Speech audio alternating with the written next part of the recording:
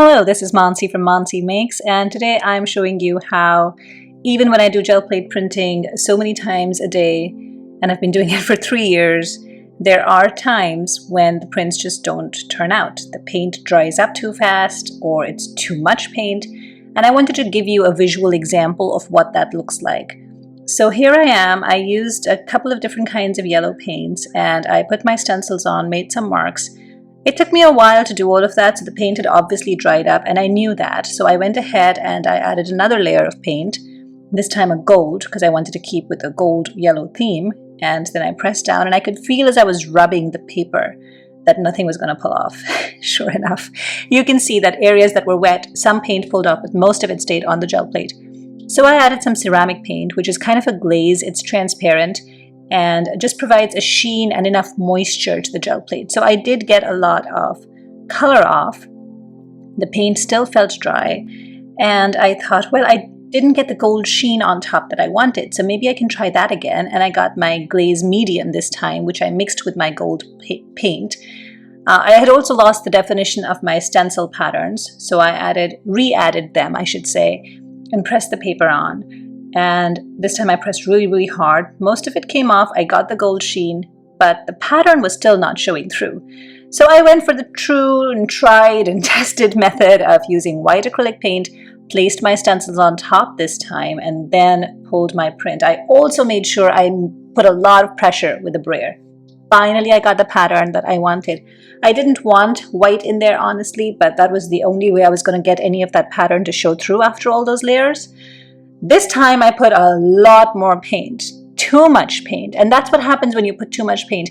You end up brayering most of it off. I save all my brayer sheets, but you see how much paint I'm having to lift off the gel plate and brayering off. So you don't want too much paint either. You want just the right amount for the gel plate to have enough moisture so that when you adhere your paper on, you get a nice print.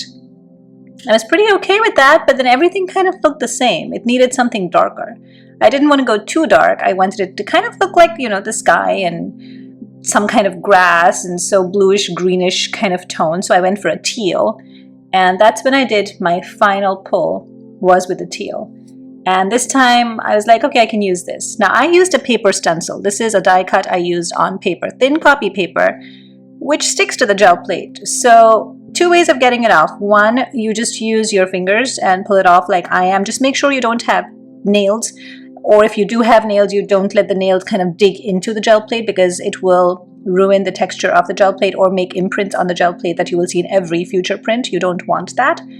Or you could just use a wet wipe or just use soap and water and just scrub the gel plate clean. So at the end of this, I got a print, but I was still not thrilled about it. This was okay, it's fine, but I had seen Giovanna, she goes by Giogo Craft on Instagram, use gilding flakes on her gel plate prints, and that inspired me to add some embellishing flakes on mine. I don't like these flakes at all, just like I don't like glitter. The mess just drives me nuts.